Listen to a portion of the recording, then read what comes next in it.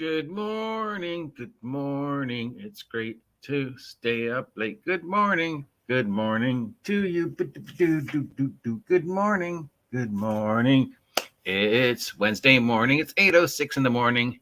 It's the 27th day of March 2024. The weather is bright and shiny and warm and gorgeous at the moment, but we're supposed to be getting some rain. And it's Wednesday, which means it's time to take a look at all the Kickstarter type things that are coming to an end this week. We've had 2 cons so far, three cons so far. So it's time to start seeing how things are going to shape up for the spring, summer, especially with the inevitable 2024 Dungeons and Dragons coming out in September, I want to say, unless they've changed it again, and how the other gaming individuals are responding to it. So let's see what Kickstarters have come to an end and what, if anything, stands out. We mentioned this earlier. This is the Zweihander Remaster Electric Boogaloo, but not part 2. So this is Zweihander RPG Reforged. It is the re-released, redone, remastered, gone over version of the award-winning Zweihander game. The sale ends at April 7. $48 is the most popular pledge. Gets you the PDF and the print version of the book, character sheet, and STL files? Or an STL files 3D printer?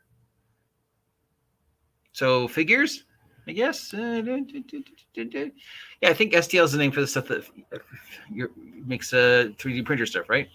Anyways, if you're going to use STL or VTT files, check them for viruses and malware. So this is a revised version of Zweihander and also includes the starter kit of Zweihander with it. Zweihander is very much a take on the Warhammer Fantasy, dark, gritty, European role-playing games. It's won some awards.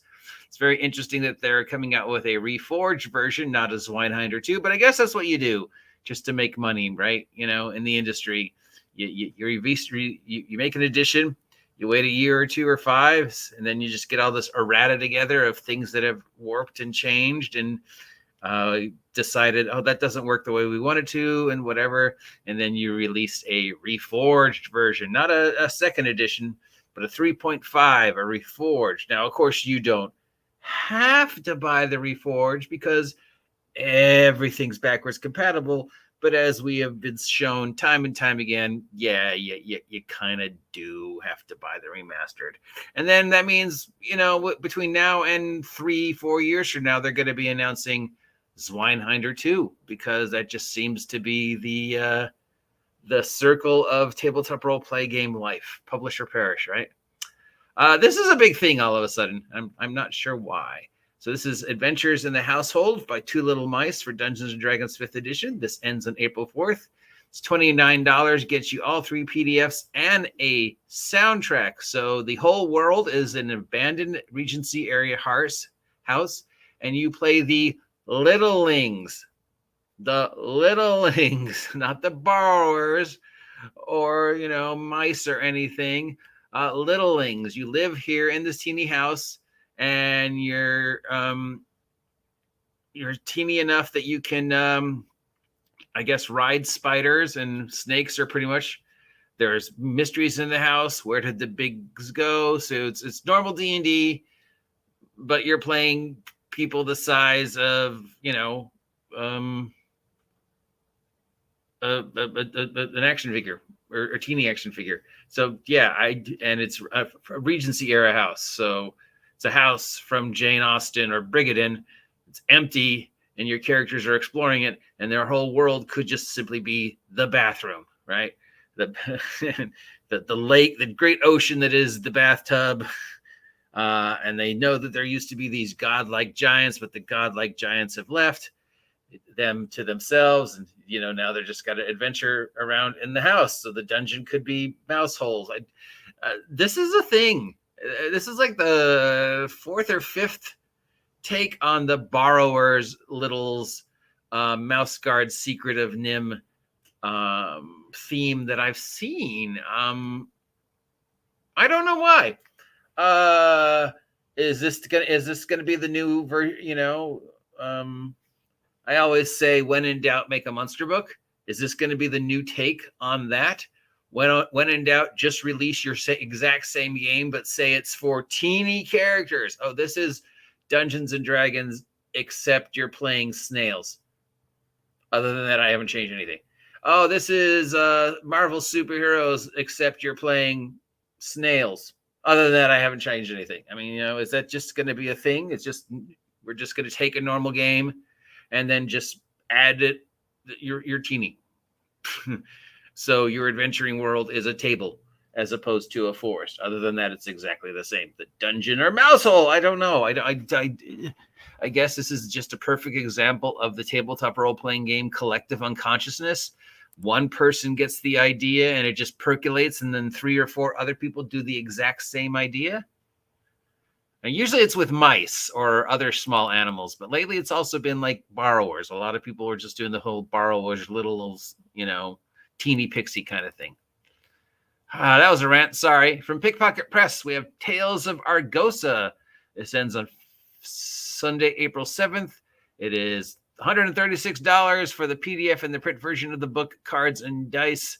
This is a low fantasy system using Tales of Argosa as the setting. It's sword and sorcery inspired emergent play adventure game for groups, spelled wrong, GROPS, groups, or solo. It's got 270 pages of monsters and rules and decks and oracle dice and activity dice.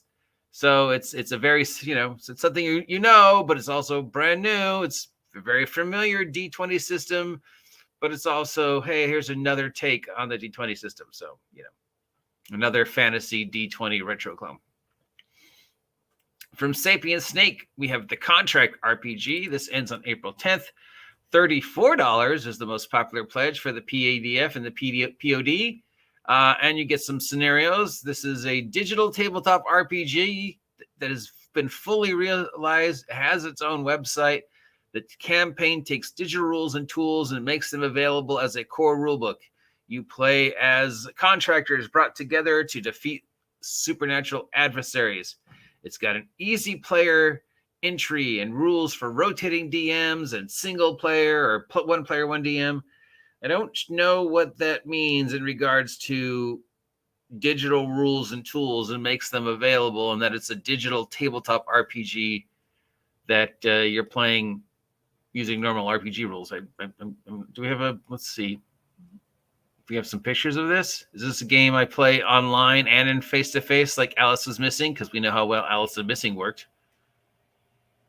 They're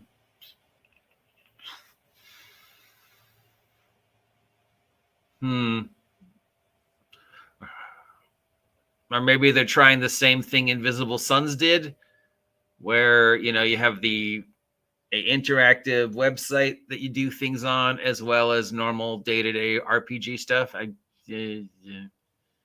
guessing, I'm spitballing, that's what it is.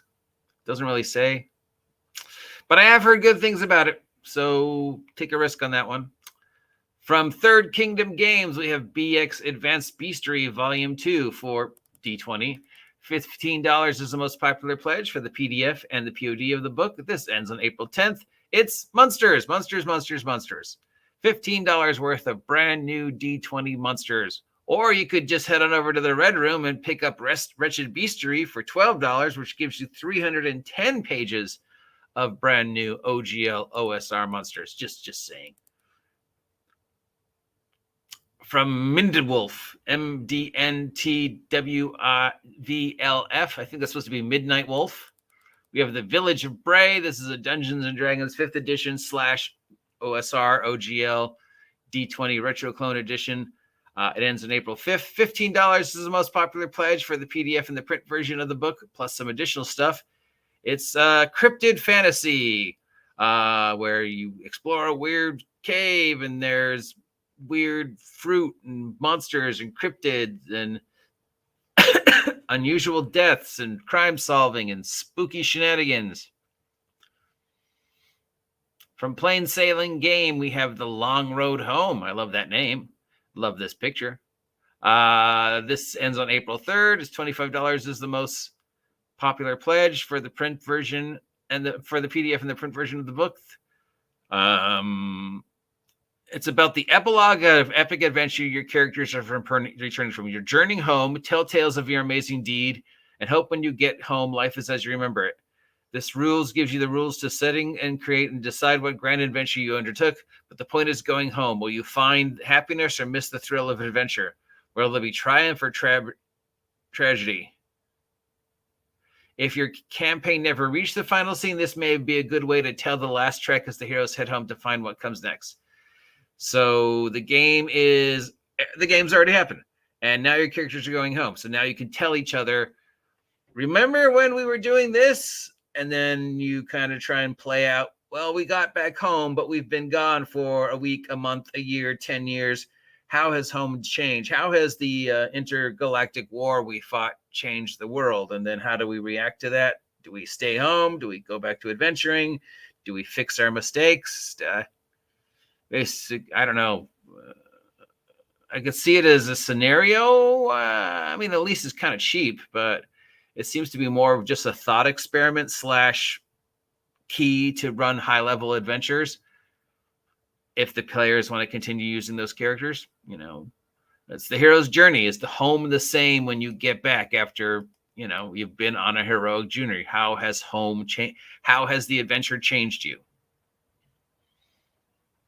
And finally, this is still a thing from EN Publishing. It's pushed back again to April 4th. This is a source book called Planestrider's Journal for Level Up 5e or any D20 fantasy game. It's $40 for the 3 PDFs and the virtual tabletop stuff. If you're going to use the virtual tabletop stuff, please check it for viruses and malware. This is Level Up 5e's take on the whole Planewalker, Planestrider, Planejammer, Planescapey idea. It is, as I've repeatedly said, pretty obvious on this one that they are dipping their fingers into, if not outright, Planescape. I mean, even the map has got circles. That's a Neogi. They're having a battle on space boats. But it's Level Up 5e, and as I always say all the time, this guy's stuff is amazing. They are the hardest workers in the industry. They're the Chad Gable of the tabletop role-playing game industry. They're, they're people's champ. They're the mid-card most popular face. Their stuff is good. They're always got good stuff out. They're always pushing their stuff. They're always grinding the gears. They're always out there making good, strong product, but it just never seems to catch on. I think people forget that these guys were around long before any of the other 5e retro clones that have come out. They've been out since around Tasha's. So that's what, 4 years? 4 years? And yeah. So I always hope these guys do well. Plus they let me borrow all their links, so I kind of got to give them a little extra love because I get all these links from the Level Up 5e / EN Publishing / Morris website. So, and that's the game that these guys are made. So yeah, I love the fact that they make their game. I know sometimes it sounds like I'm shitting on them, but no, I have nothing but respect for how hard these guys work and the quality of their product. But for some reason, they just never got there. I mean, Tales from the Valiant gets more press than these guys do, even though it's not out yet. So I hope when the 5e 2024 edition wars begin, they will finally get their chance to shine. Anyways, that's it for today's links. If any of the products I mentioned sound interesting to you, let me know. Kickstarting is always a great way to support a small up-and-coming author, and maybe you get something that's really, really cool. And if you're lucky, they throw in some extras like dice or stickers or VTT files. Please like, please share, please subscribe. Remember to hit that notification button, that little bell at the bottom, if you want to be informed about all future OGGM products. And remember, I made my own Beast book, link down below. So if you really want to pick up a book about OGL, OSR, D20 monsters, you can get the Wretched Beastery for $12 by me. I'll talk to you all later. Have a great day.